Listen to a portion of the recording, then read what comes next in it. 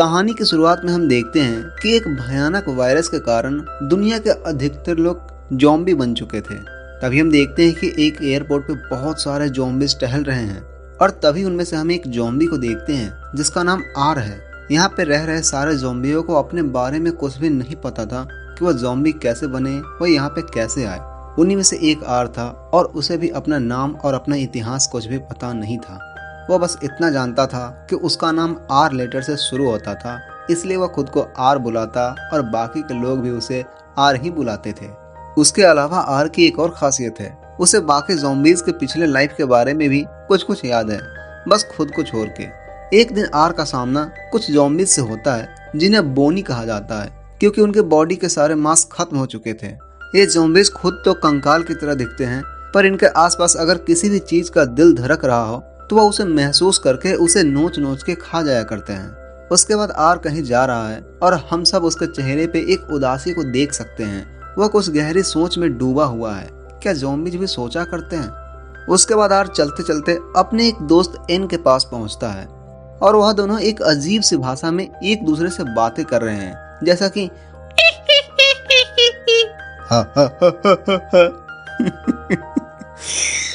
खैर, फिलहाल ये दोनों दोस्त भूखे हैं, इसलिए दोनों कुछ और अपने ज़ॉम्बीज दोस्तों के साथ खाने की तलाश में निकल जाते हैं। उसके बाद हम एक जूली नाम की लड़की को देखते हैं जो अपने कुछ और साथियों के साथ सेफ जोन से निकल के कुछ मेडिसिन को खोजने जा रही है। पर फिलहाल वो लोग एक जगह पे खड़े हैं और वहाँ पे वो टीवी देख रहे हैं जिसमें जूली के पापा जनरल ग्रेगो अपने साथियों को ज़ॉम्बीज के बारे में कुछ इन्फॉर्मेशन दे रहे हैं, जिसमें वो बता रहे हैं कि ज़ॉम्बीज को कुछ भी महसूस नहीं होता और ना ही उनका खून बहता है, इसलिए हम लोग उन्हें देखते ही मार दें। उसके बाद वह सब शहर के सेफ जोन से बाहर आ जाते हैं और उनका पूरा ग्रुप मिलके एक लैब में कुछ दवाइयों को खोजने लगते हैं। पर तभी वहाँ पे आर और उसके सारे साथी मिलके उन पे अटैक कर देते हैं। यहाँ पे उन सभी की लड़ाई में पैरी आर को मारता है, पर वह उसे पूरी तरह नहीं मार पाता। पर तभी यहाँ पे आर जूली को देखता है और उसे पहली बार कुछ फील होता है। यहाँ पे आर जैसे ही खड़ा होता है, पैरी उस पे गोली चला देता है और गुस्से में आर पैरी को मारने लगता है। अगर कोई भी ज़ॉम्बीज किसी इंसान को काट ले तो वह ज़ॉम्बी बन जाता है, पर क्या होगा अगर वह उस इंसान का खोपरा ही खत्म कर दे? और आर भी यहाँ पे ऐसा ही करता है। यहाँ पे आर पैरी के खोपड़ी खोल के उसे खाने लगता है, जिसके कारण पैरी की दिमाग की सारी यादें आर के दिमाग में इंटर हो गई। यहाँ पे आर को पैरी की कुछ यादें आती है, जिसमें वह उसके बचपन की यादें और उसके पहली प्यार जूली को देखता है। यहाँ पे आर को पहली बार ऐसा कुछ महसूस हो रहा है और पैरी की यादों की वजह से वह जूली की तरफ और भी अट्रैक्टेड महसूस कर रहा है, इसलिए वह पैरी की दिमाग का बचा हुआ हिस्सा अपने जेब में छुपा के जूली की तरफ बढ़ता है। यहाँ जूली ने अपने सेल्फ डिफेंस में आर की तरफ अपना चाकू थ्रो किया, जिसके कारण वह सीधे जाके उसके छाती में घुस गया। पर आर तो एक ज़ॉम्बी है, इसलिए उसे थोड़ा भी दर्द महसूस नहीं होता और वह जूली के बहुत ही करीब आ जाता है। उसके बाद आर अपना खून जूली के चेहरे पे लगा देता है, जिससे सारे ज़ॉम्बीज को लगे कि वह भी एक ज़ॉम्बी है और कोई भी उसे हानि न पहुंचाए। यहाँ पे आर जूली से कहता है कि तुम सेफ हो और वह उसका हाथ पकड़ के उसे बाहर ले जाने लगता है। लेकिन यहाँ पे टेबल के नीचे छुप के जूली की फ्रेंड नोरा यह सब देख रही है, पर वह जूली को बचाने के लिए कुछ भी नहीं कर सकती क्योंकि उसकी मजबूरी है, क्योंकि अगर उसने यहाँ पे कुछ भी किया तो वह भी मर सकती है। यहाँ पे आर जूली का हाथ पकड़े उसे ले जा रहा है, क्योंकि जूली के चेहरे पर भी आर की ज़ॉम्बी वाली खून लगी हुई है, इसलिए सारे ज़ॉम्बीज को भी ऐसा लगता है कि वह भी ज़ॉम्बी है और कोई भी उसे कुछ भी नहीं करता। उसके बाद फाइनली आर जूली को लेके एयरपोर्ट पहुंचता है और वह उसे अपने प्लेन में लेके आता है। प्लेन के अंदर आर ने अपनी बहुत सारी पसंद की चीजों को इकट्ठा कर रखा है। यहाँ पे आर जूली को भरोसा दिलाते हुए कहता है कि तुम यहाँ पे बिल्कुल सुरक्षित हो, लेकिन जूली अभी भी डरी हुई है और वह चाकू पकड़ कर बैठ जाती है। इसलिए आर ने उसे कुछ देर अकेला छोड़ने का फैसला लिया और वह बाहर जाके फिर से पैरी का दिमाग खाने लगता है। हालांकि दिमाग खाना भी इसे ही कहते हैं। पैरी का दिमाग खाने के बाद आर की उसकी और भी यादें दिखने लगती है। यहाँ पे वो देखता है कि पैरी अपने आप को जूली के पापा के सामने साबित करना चाहता था। यहाँ तक कि जब पैरी के पापा ज़ॉम्बी बन गए तो जूली ने ही उन्हें गोली मार दिया।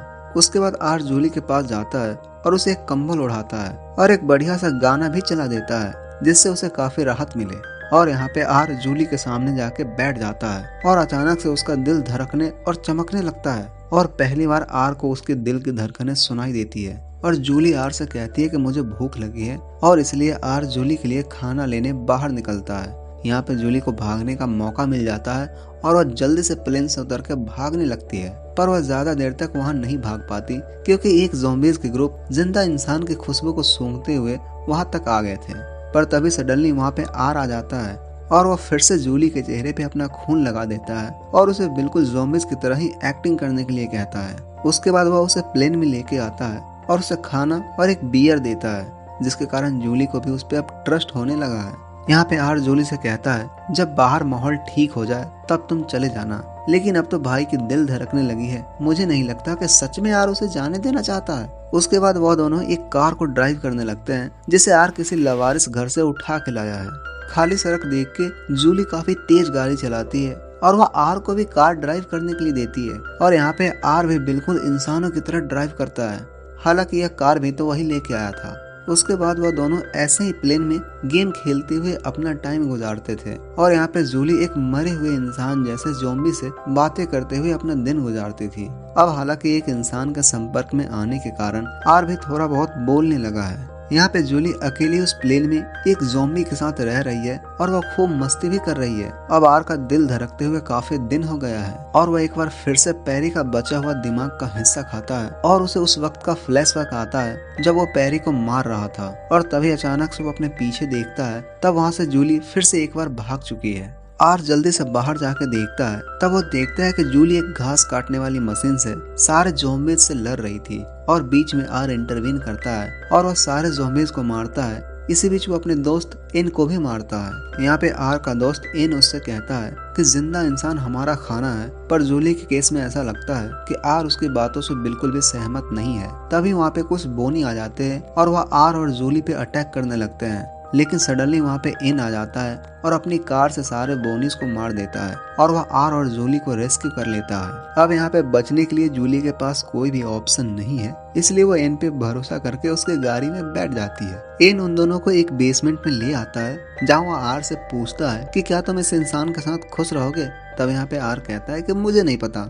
तभी वहाँ पे बहुत सारे ज़ॉम्बीज़ आ जाते हैं और जूली बचने के लिए आर का हाथ थाम लेती है। जूली और आर का ऐसा कनेक्शन देख के सारे ज़ॉम्बीज़ कंफ्यूज हो जाते हैं और उन्हें भी समझ में नहीं आ रहा कि यहाँ पे क्या हो रहा है और इस तरह वह उन दोनों को वहाँ से जाने देते हैं। वो दोनों अपनी कार में बैठते हैं, पर तभी वहाँ पे बहुत सारे बोनीज उन पे अटैक करते हैं, पर बाकी सारे ज़ॉम्बीज़ मिलके उनका मुकाबला करते हैं। जूली कार को ड्राइव कर रही है, तभी बारिश के कारण उसे ठंड लगने लगती है, इसलिए वे एक छत खोजने के लिए एक जगह पे रुकते हैं और एक खाली पड़े हुए घर में आते हैं जहाँ पे जूली लैंप जलाती है और आर अपनी हरकतों से मजबूर वो अपनी पसंद की चीजों को इकट्ठा करने लगता है। यहाँ पे जूली को एक फ्लैश कैमरा मिलता है और वो उससे आर का फोटो खींचती हुई कहती है कि आज से कोई भी दिन उसका आखिरी दिन हो सकता है। यहाँ पे दोनों खाना खाते हैं और सोने से पहले जूली आर से कहती है कि तुम मेरे साथ ऊपर कमरे में सो सकते हो। यहाँ आर थोड़ा हिचकिचाता है और वह जूली के कमरे में जाके बेड के नीचे ही सो जाता है। उसके बाद हम एन को देखते हैं जो एयरपोर्ट पे एक फोटो को देखता है जैसा कि उसने जूली और आर को देखा था और तभी उसे अपनी पुरानी गर्लफ्रेंड की याद आ गई और उसे पहली बार ऐसा कुछ महसूस हुआ। धीरे धीरे करके बाकी बचे ज़ॉम्बीज़ भी उस पोस्टर को देखने लगते हैं, जिसकी वजह से उनका दिल भी चमकने और धड़कने लगता है। क्योंकि अब उन सबका दिल भी धड़कने लगा है तो बोनीज उन्हें भी महसूस करने लगे हैं और अब वो उन्हें भी खा सकते हैं। जूली अपने कमरे के बाहर एक आर्मी के काफिले को देखती है और वह आर को छुपाती हुई उसे कहती है कि अगर इन लोगों ने तुम्हें देख लिया तो सीधा तुम्हारे सर में गोली मार देंगे और तुम वहीं पे मर जाओगे। उसके बाद जूली कंबल ओढ़ के लेटी हुई है, तभी उसे महसूस होता है कि उसके कपड़े बारिश में भीग जाने के कारण गीले हो चुके हैं और वह आर के सामने ही अपने कपड़े उतारने लगती है, जिसके कारण आर को पहली बार कुछ महसूस होता है। तुम्हें क्या लगता है उसे क्या महसूस हुआ होगा? कमेंट बॉक्स में बताओ। उसके बाद जूली फिर से लेट के आर से बातें करने लगती है। वह आर को थैंक यू कहती है क्योंकि उसने कई बार उसकी जान बचाई है और उसे ऐसा लगता है कि आर बाकी ज़ॉम्बीज़ की तरह नहीं है। बातों बातों में ही आर जूली को वह सच्चाई बताता है कि उसी ने पैरी को मारा था, जिसे सुनकर जूली काफी उदास हो जाती है और वह रोते हुए आर से मुंह फेर लेती है। उसके बाद आर की आंखें लग गई और वह सपना देखता है कि वह पैरी, जूली और नोरा के साथ बाकी इंसानों की तरह जी रहा है। अचानक से उसकी नींद खुलती है और वह यह सोचने की कोशिश कर रहा है कि एक ज़ॉम्बी सोते हुए सपना कैसे देख सकता है। पर तभी वह बेड पे जूली को देखता है, जो कि वहाँ से एक बार फिर से भाग गई है। यहाँ पे आर फिर से एक बार निराश हो जाता है और अपने घर उस एयरपोर्ट की तरफ वापस लौटने लगता है। उसके बाद हम जूली को देखते हैं, जिसकी कार की पेट्रोल खत्म हो जाती है, जिसके कारण वह पैदल ही चलकर शहर के सेफ जोन तक पहुंचती है। वहाँ पे खड़े गार्ड्स जूली की आंखों को स्कैन करते हैं कि कहीं वो ज़ॉम्बी तो नहीं है। उसके बाद जूली अपने पापा से मिलती है। इधर हम आर को देखते हैं, जो कि अपना एक्सप्रेशन लेस चेहरा लटकाए हुए कहीं चले जा रहा है। पर तभी वहाँ पे बारिश होने लगती है और आर को पहली बार ठंड लगती है, ठंड, और वो भी एक ज़ॉम्बी को।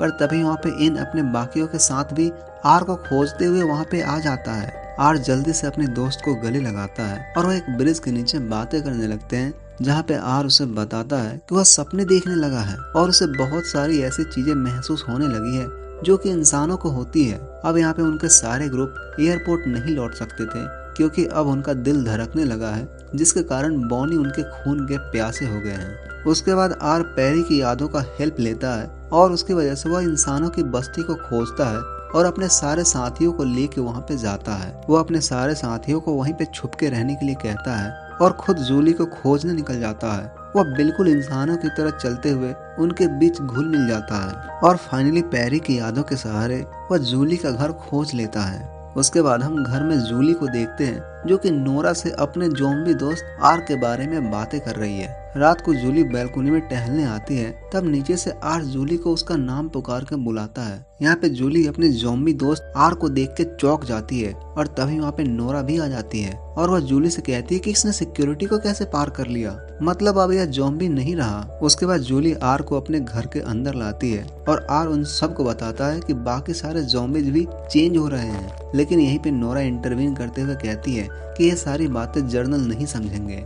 इसलिए जूली और नोरा आर के वेशभूषा बदलने की सोचते हैं। यहाँ पे आर बाथ लेके अपने शरीर की गंदगी को साफ करता है और वो दोनों मिलके उसके चेहरे पे मेकअप करके उसे बाकी इंसानों की तरह बना देती है। तभी हम शहर का आउटर पार्ट देखते हैं, जहाँ पे हजारों की संख्या में ज़ॉम्बीज और बोनी शहर के अंदर इंटर कर रहे हैं। इधर हम जूली, नोरा और आर को देखते हैं, जो कि जर्नल के बेस में आए हुए हैं। यहाँ पे एक गार्ड आर को रोक लेता है, लेकिन यहाँ पे आर उससे बिल्कुल इंसानों की तरह बात करके निकल जाता है। यहाँ पे जूली अपने पापा कर्नल को समझाने की कोशिश कर रही है कि सारे ज़ॉम्बीज अब बदल रहे हैं, लेकिन उसके पापा को ऐसा लगता है कि वह बहकी बहकी बातें कर रही है और वह उसकी बातों को समझने के लिए बिल्कुल भी राजी नहीं है। पर तभी उनके सामने आर आ जाता है। यहाँ पे जूली अपने पापा को बताती है कि आर भी एक ज़ॉम्बी है, पर इसने कभी भी मुझे अटैक नहीं किया और हमेशा मेरी रक्षा की। पर तभी कर्नल आर के ऊपर गन पॉइंट कर देता है, लेकिन उनके पीछे से नोरा भी उन पे गन पॉइंट कर देती है और इस तरह जूली आर को वहाँ से लेके निकल जाती है।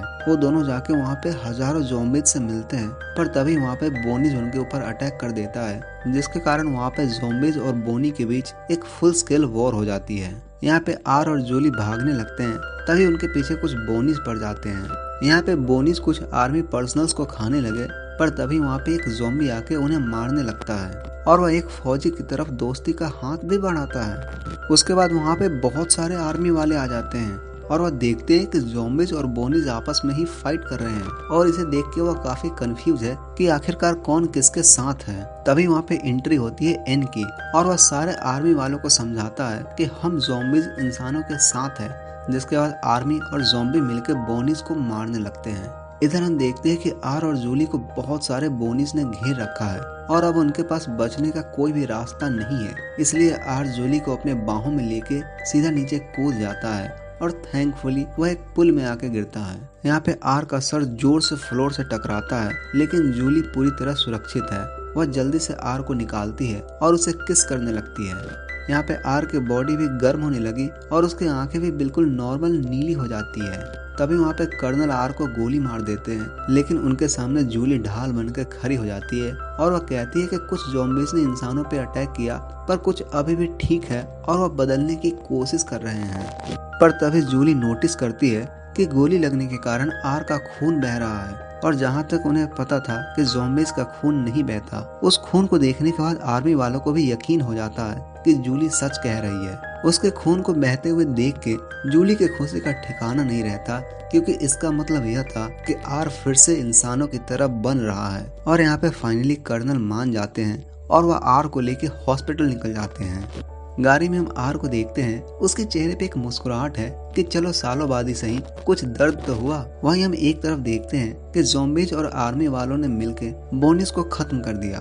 और अंत में हम ज़ॉम्बीज को देखते हैं जो कि बिल्कुल इंसानों की तरह हो चुके हैं और इंसानों ने ही उन्हें जीना सिखाया है। और एक दिन इन को अपनी पुरानी बातें याद आ जाती है और वो कहता है कि मेरा नाम मार्कस था। उसके बाद हम आर और जूली को देखते हैं। यहाँ पे आर को अभी भी अपना पूरा नाम याद नहीं आया, पर क्या फर्क पड़ता है, वो अपनी जिंदगी में खुश है। और इस तरह इस मूवी की होती है द हैप्पी एंडिंग। अगर यहाँ तक आ गए हो तो वीडियो को लाइक, शेयर और चैनल को सब्सक्राइब करो। मिलते हैं किसी नेक्स्ट वीडियो में, तब तक के लिए बाय बाय।